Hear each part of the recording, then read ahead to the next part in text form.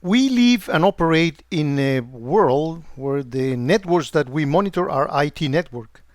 But some companies, for example, telcos, power utilities, and manufacturing utilities, they typically have another network that basically the only thing that is in common is that it's also TCP/IP, but the type of vulnerabilities, the type of attacks, the type of devices that exist in there is different. This is what is called operational technology, OT network, or ICS, industrial control systems, SCADA, stuff like that.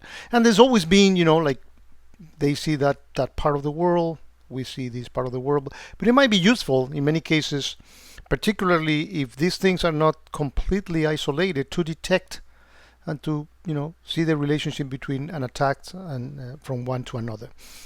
There is a technology from a company called Nozomi, and they have a protocol SCADA that detects and alerts on vulnerabilities on this ICS type of network.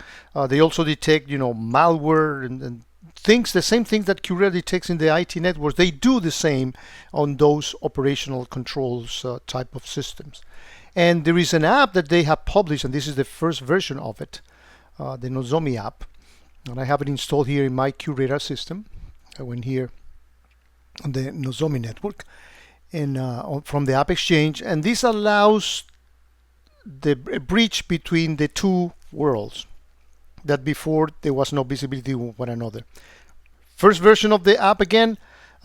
In the subsequent versions, I've been told that they will be able to send these events as log sources, so we can actually have nice offenses that fire into QRadar and can correlate if there is any relationship between something happening in that side of the world with something happening in this side of the world. Then QRadar will be able to connect the dots by virtue of getting those logs. So if you work in an environment where these networks, these OT, ICS networks exist, and most likely they might be using the Nozomi SCADA, you may want to install this app that puts a bridge between both technologies.